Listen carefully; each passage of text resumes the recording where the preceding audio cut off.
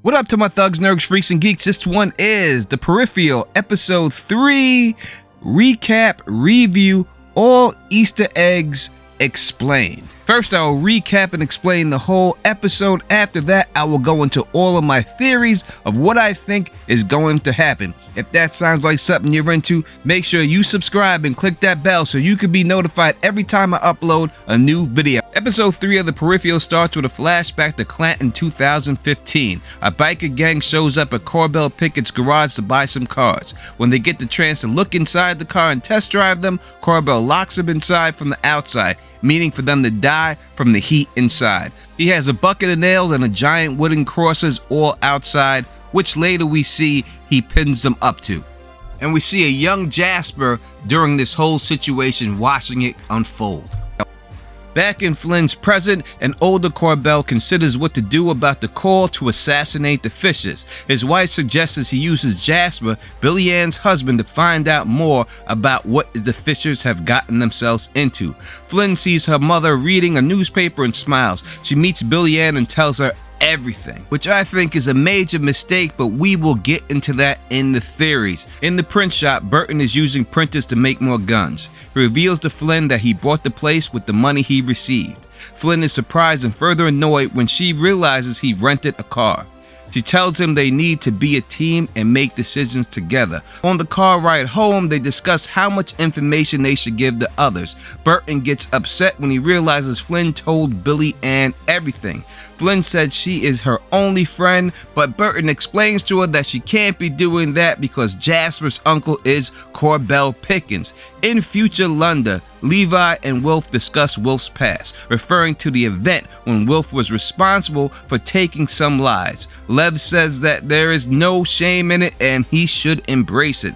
They wake up Flynn's Peripheral, who is kept in a box while not in use. Flynn logs into the Peripheral and tells them everything that happened. They reveal that Raphael was an assistant security manager at RI. In return, they tell her about Corbell Pickens being recruited to harm her and her family. Wilf sits in the car looking back at the house. We then get a flashback that reveals exactly why he has two names. While he was being adopted, his real name was Wolfgang, but that didn't suit the people who were adopting him, so they changed his name. It's during this flashback that we see that Alita was the one who was supposed to be adopted, but she wouldn't go unless Wolf went with her, so therefore they consider themselves brother and sister.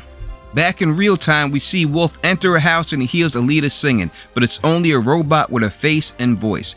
He meets his adoptive mother, who tells him that she last saw Alita a month ago in St. James. In her usual cryptic manner, Alita said she was staying where snow last fell in London.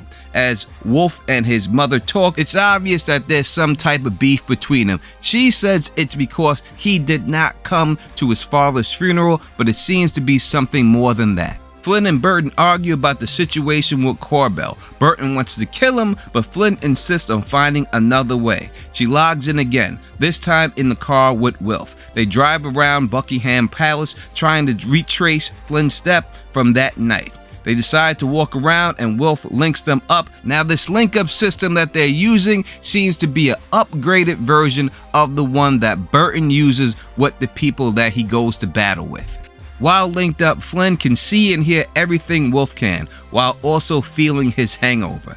Meanwhile, Burton meets Corbell and he reveals he knows about the hit. He offers Corbell two choices, one in which is $200,000 every week to leave them alone. When asked about the other, Burton talks about the haptics used in the Marine Corps to connect him and his friends. He describes their group as becoming one big organism and how he once almost killed a guy because of the memories of one of the sergeants in his group. He then tells him if he dares hurt him that he would have to worry about everybody in his group who would feel the same type of hatred for him and they will all come to get him. Corbell then tries to talk himself up and tells about how he got rid of all the filth in the town. He talks about this is his town because of him getting rid of all the filth, meaning the bikers that we seen in an earlier flashback. Burton then says, "You feel safe because this is your town?" When he says yes, Burton points to a glass and the glass is immediately hit by a bullet. He makes his first offer again and Corbell accepts it. Charisse then tells her hitman Daniel that he's taking too long to get rid of Flynn. She threatens him to be more efficient. He tells her that Alita went to school with one of the RI employees, Grace Holgard. Charisse says that she will handle it herself.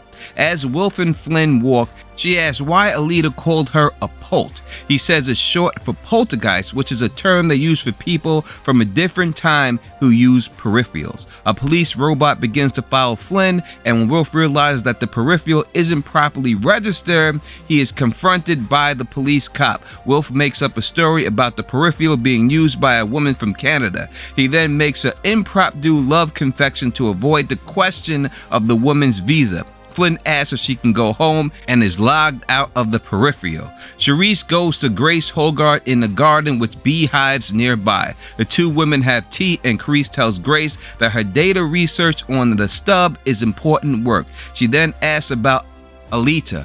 Grace admits she introduced Alita to the stub research department. As bees begin to converge on the glass enclosure, Charisse reveals that there was a chemical in the tea that makes her sweat mimic a pheromone released by hornets. Ignoring Grace's pleas, she opens the door and the bees attack Grace, killing her.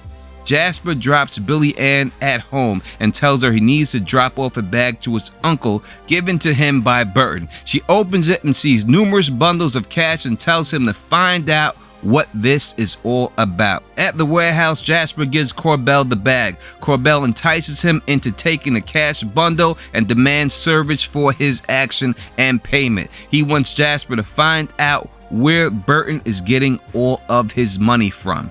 Flynn talks to Burton about feeling like being linked up with somebody. He describes that it could only feel like love, but it isn't. This feeling of getting lost in someone else's senses is known as haptic drift. Flynn then logs in next. Wilf tells her about Alita's clue. She suggests that Snow could be a person. Wilf figures out that one of Alita's inspirational heroes, and they find the place she was staying.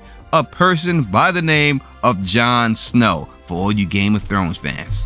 In Alita's base of operation, everything is a mess, as if it was ransacked by someone. They find a non-working grandfather clock that looks exactly like the one at Flynn's house. Wilf asks what time is the clock stuck on in her house. When they shift the clock's hands at that time, a secret door opens up. They find a surgery room where Flynn had her eye replaced earlier in a different episode. There were also two broken down peripherals. Flynn also finds a white model of her own house and its surrounding areas. It even has little army-like men of Burton and his whole crew. They are about to leave when the main door blasts open. Daniel and a robot attack them. Daniel uses his sonic gun, which seems to have an effect on Flynn's real body also. They manage to overpower both of them. Daniel reveals that Charisse is in after Flynn because she took something. Before he can say anything more, Charisse remotely controls the robot and kills Daniel by slicing his throat. Flynn then uses the sonic gun on the robot, and Charisse feels that herself. This episode is about the dynamics of people's relationship. We see the struggle between Flynn and Burton, and we also see the struggle between Wilf and his adopted mother, and also of his adopted sister.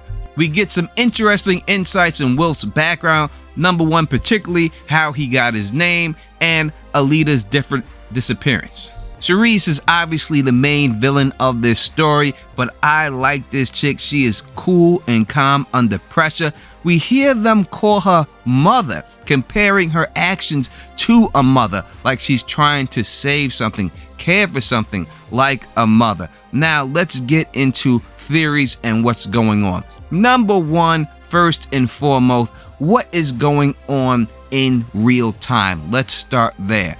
We have to try to figure out, are there peripherals going around, walking around, masquerading as regular human beings? If I have to think of one, it's no doubt Billy Ann. There's something going on with Billy Ann. She's way too suspicious about situations dealing with the Burtons. She wants to know too much. It makes no sense for her being so interested in everything. And we also see Flynn feeding her information. So it seems that she is connected somehow. I believe that the real Billy Ann could already be dead and is now being infiltrated by a peripheral in this time zone to get knowledge of what's going on. Next, we have to figure out exactly what Flynn, and this is jumping forward a little bit into the future, did she steal? And how does it affect the future? Now, I think it could be dealing with the pill that was given to her mother. Her mother couldn't see, her mother wasn't supposed to live, but all of a sudden she got this miracle pill and she's alive. They also bring that up, that how are they going to explain this to their mother? But if somehow this pill gets out and gets manufactured at this time period and it's able to solve all these diseases that we have at this future timeline, in this timeline, it could turn into a big, huge event, one that sends the dominoes crashing down, because maybe if this gets out, it saves too many people's lives. When it saves too many people's lives, there's too many people on the planet. That means resources could become scarce, and we see in the future that the bees are almost but extinct, but somehow up there they have saved a few of them. So it could be a situation dealing with that. That could be what was stolen and what they are looking for, what she's looking for. She being Charisse, she's trying to prevent them from getting that pill out to the public and causing everything that happens in the future. And that's why she could feel like the mother, and that's why they call her mother. As a Game of Thrones fan, you know I love the Jon Snow reference. I thought that was perfect and it fit in very well. Also, we have to figure out exactly what's going on with Flynn and Wolf. I rather call him Wolf because I like that, sounds better to me. You know, is he going to fall in love with her? Is that what's going to happen? And who else is in the past? Now, we've seen that futuristic car that was chasing, that was able to turn invisible and stuff and camouflage. Where did that car come from? It's from the future. How did it become in the past? Did the people in the future give these people in the past the way to make or build this car, to get this technology, this cloaking technology on this car? If they were able to do that, then they could give the same thing, the same type of plans to someone to build a peripheral for someone at this time period. That's how they would be able to get one, as I said, who I think a peripheral is earlier in this video. But you tell me what you think in the comment section. Also, I'll be doing a weekly live stream about this show. It's a call-in live stream, so you'll be able to call in and give your thoughts on this show. And if you like the way I do this, please thumbs up this, spread this across the realm, and as always, subscribe. And until next time, you know who it is. Peace and stay sexy.